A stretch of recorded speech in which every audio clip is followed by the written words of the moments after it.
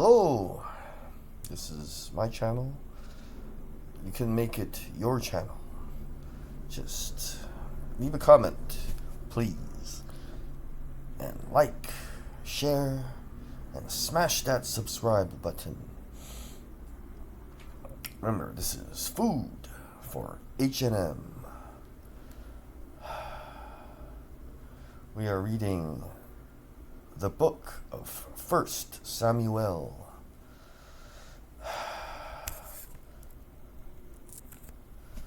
And we're reading chapter 9. The title of the next section is Samuel Anoints Saul. There was a Benjamite, remember, from the tribe of Benjamin, a man of standing, whose name was Kish, son of Abiel, the son of Zeror, the son of Bechorath, the son of Aphiah of Benjamin.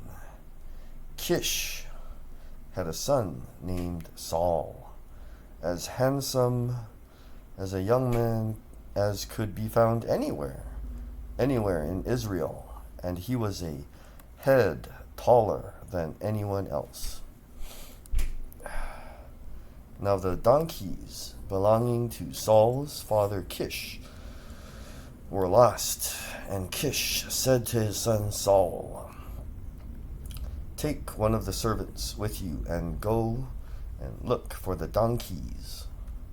So he passed through the hill country of Ephraim, and through the area around Shalisha, but they did not find them. They went on into the district of Sha'alim,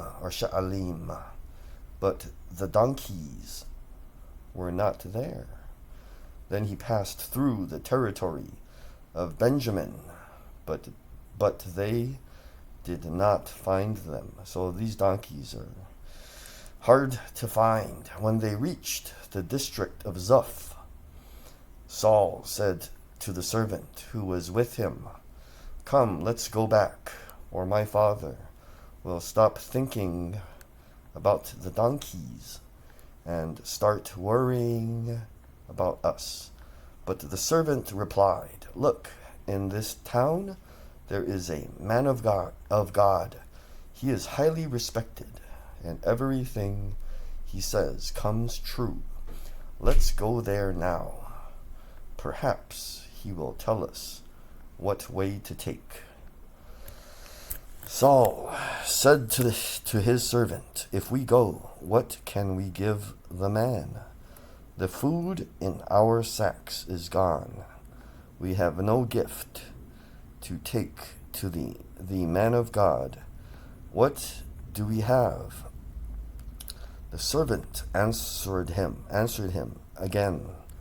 "Look," he said, "I have a quarter of a shekel of silver. I will give it to the man of God so that he will tell us what way to take. Formerly in Israel, if someone went to inquire of God, they would say, 'Come, let us go to the seer,' because the prophet of today used to be called a seer." So a prophet of today is a prophet who understands, the world. The prophet of today, he understands what's called culture. He understands how people think. He understands what's cool. "Good," Saul said to his servant. "Come, let's go." So they set out for the town where the man of God was. As they were going up the hill to the town, they met some young women coming out to draw water, and they asked them, "Is the seer here?" "He is," they answered. "He's ahead of you." "Hurry now, he has just come to our town today." For the people have a sacrifice at the high place. As soon as you enter the town, you will find him before he goes up to the high place to eat. The people will not begin eating until he comes, because he must bless the sacrifice. Afterward, those who are invited will eat. Go up now. You should find him about this time. So, remember, Samuel, he is the high priest. But remember, he's a traveling judge, like a Supreme Court justice. Now, he has many jobs. Remember, he's a high priest. So when he comes to a town, he does all that sacrificing. You have to look at an earlier video with Moses, the Lord, God the Creator. He says that, wherever he puts like his name, right, that is where you can worship him with sacrifices and like offerings. And it has to be offered to him, only by his priests, his high priest. So when he shows up in one of these places, it has to be something like a Christian church there, He visits the town, and then he sits at the city gates. Some of you know what I'm saying. And there he can, settle arguments, disputes for people. But there has to be like something like a Christian church there. Then he will go there, and even though there are like, even though there are people who take care of that place, it's a place where people can pray, No one can sacrifice anything except Samuel or other priests. But when he comes to the town, then it's cool, like he could do that. Sometimes I've never seen the priest do stuff like that. I've never seen a priest do that. But remember, when he does these sacrifices, when you bring a sacrifice to God, right, you don't burn it all up to God. It has to be burned on the altar. You guys kind of know what an altar is. It's like a barbecue grill. It's not completely burned up. It's funny, like God only wants this tiny part. It's called a memorial portion. And then the priest, he gets his share. But he usually only gets like from certain animals, not all the animals. He gets this part, where our chest is, and then he gets like one of these thighs, like the upper leg. He doesn't want that much either. And then the rest, you're supposed to eat it in the presence of the Lord, God, right? So you're supposed to eat it right there and be happy, rejoice, try to be happy.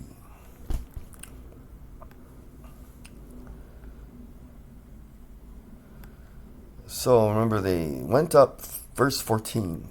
So this is Saul and his servant. They went up to the town, and as they were entering it, there was Samuel coming toward them on his way up to the high place. So the high place is like something like a Christian church. So he could do his thing, the sacrificing to God, the Creator, the Lord. That's Jesus. Now the day before Saul came, the Lord had revealed this to Samuel. About this time tomorrow I will send you a man from the land of Benjamin. Anoint him ruler. Make him the ruler. I thought Samuel was the ruler. So now he has one less job. if he anoints him, he will have one less job. Anoint him ruler over my people, Israel. He will deliver them from the hand of the Philistines. So now he could have two less jobs. Remember, the judges used to deliver people. They would free people from when the other types of people would invade, and they would become, they would just rule over them. You know what I mean? Like, let's say you're a country and you get invaded, then, they're like ruling over you. So, in the past, again, remember these super guys, these judges, they would fight the people who somehow invaded and took over, and then like chase them out, kill them all. I have looked on my people, for their cry has reached me. When Samuel caught sight of Saul, the Lord said to him, "This is the man I spoke to you about. He will govern my people." Saul approached Samuel in the gateway and asked, "Would you please tell me where the seer's house is?" And then Samuel replied, "I am the seer." Samuel replied, "Go up ahead of me to the high place, for today you are to eat with me."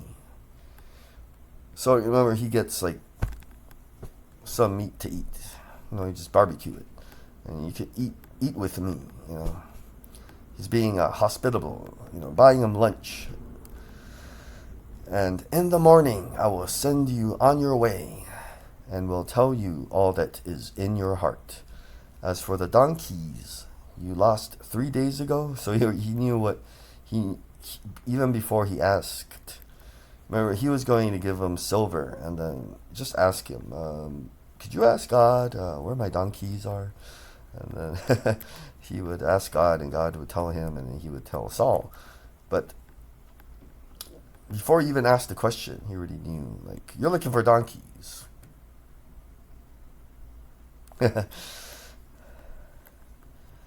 And you lost them 3 days ago. Do not worry about them. They have been found. Someone else found them. Some of his other servants have found them already. Remember, he has been gone a long time. He was concerned that his father would be worried about him. And to whom in all the desire of Israel turned, if not to you or your whole family line? And to whom is all the desire of Israel turned, if not to you? Remember, Israel keeps wanting a king, remember? They want to be like these other guys and have a king. And they don't want to fight. I mentioned that you have to watch an earlier video. They want the king to have an army, and the king and the army to fight for the entire country. All the tribes. Saul answered, "But am I not a Benjamite from the smallest tribe of Israel?" Remember, not always for them, but sometimes the tribes have their own little army, and then they could call the king to send in like a small army. For them. Not that they wouldn't fight all the time. Sometimes they want to fight and they want backup, or they want more troops for them, with them. From the smallest tribe of Israel is not my clan the least of all the clans of the tribe of Benjamin. Why do you say such a thing to me? But he's not mad. He's like in disbelief. You're saying that I'm going to be king? And, my tribe is the least, is the fewest,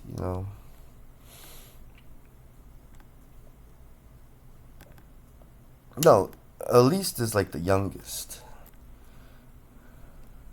Let's take a look. Because Gideon said the same thing. We need to be accurate.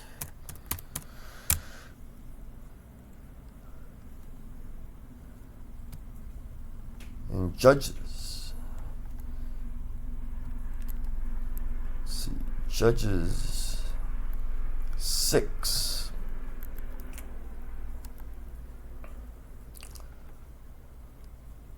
In Judges 6, when the Lord told Gideon that he would be the ruler of the people, he said, my clan is the weakest. So weakest is fewest in number, and I am the least. That is, he is the youngest in his family. I am the least in my family. So the least is like you are the youngest, so you have the fewest, what I call homie managers. You know, they're your homies. They're close to you. Trust them, and they're like your managers. So you have the fewest trusted people you can make your like colonels and captains when you put together your army. So he says, my clan is the least, you know, like the youngest. I have the fewest colonels and captains. Why do you say such a thing? He just can't believe it. I'm going to be the king? You know, I'm just a little guy, you know. And then Samuel brought Saul and his servant into the hall and seated them at the head of those who were invited, about 30 in number. So Samuel is the ruler of Israel. He is telling Saul, you know, we're going to do a new thing. People want a king, and you're the king, and then you're going to have like my job of being the ruler of all of Israel. So he's going to just hand the baton over to Saul, you know, one of his jobs. But this is what I have to remind people of. The way it works in what I call God's economy, like in his way of doing things. For example, Moses. You may have heard of Moses. He is the prophet. He was the prophet. The prophet is the top prophet. There are other prophets. But he was trying to teach someone to take his place, this guy named Joshua or Yehoshua. When he makes Joshua the prophet and ruler, because Moses was also the ruler of all of Israel. When he was alive, when he was still alive and Joshua takes over, Yehoshua, Joshua or Yehoshua doesn't start, you know, pushing him around, because Moses takes a higher seat, a higher place. They don't write that down. So Saul, you know, I'm wondering, is he going to try to start telling Samuel what to do? Because they don't really write that down, but when God says, make this guy the king, right? And then you're the ruler, he will, before you make him the ruler, right? God will like make you the super ruler. You know, that's super secret. Like a guy, like, you know, he's like the puppet master and you don't know, you know. You know, yeah, like in Star Wars, you know, how the Emperor, he sort of, no one really sees him, you know, except Darth Vader. You know, he's like always ruling from his super secret chamber, you know.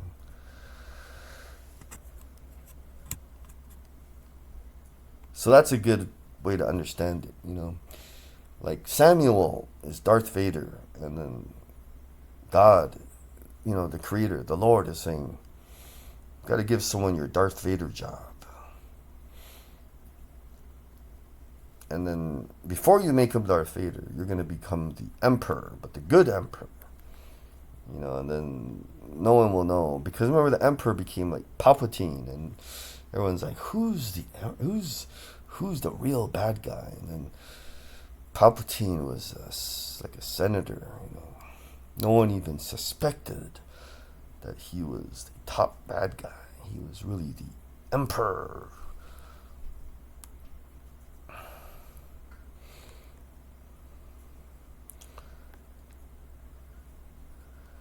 So he seated him at the head of those who were invited, about 30 in number. And then Samuel said to the cook, "Bring the piece of meat I gave you, the one I told you to lay aside." So it's one of the pieces of meat.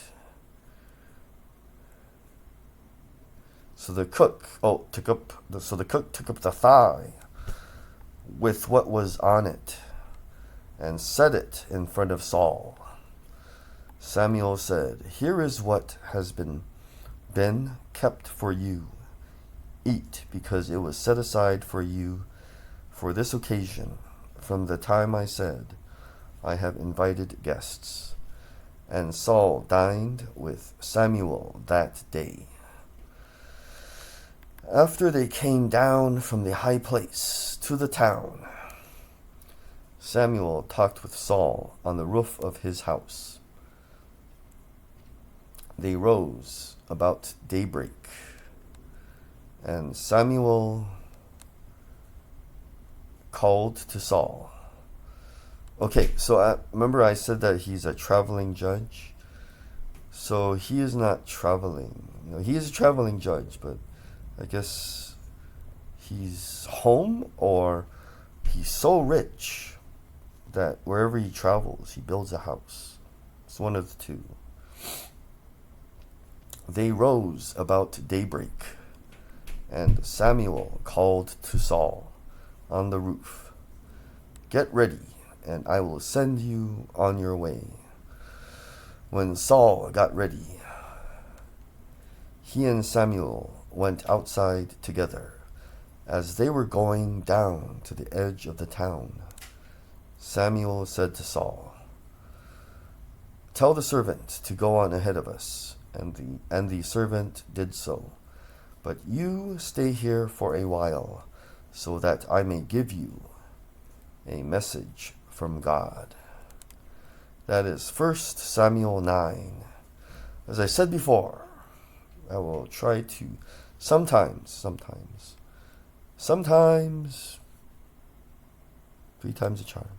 Sometimes I will keep the video shorter, so they can be, I can bring you a new video more frequently, more often. Thanks for listening, and keep God first. He'll take you places.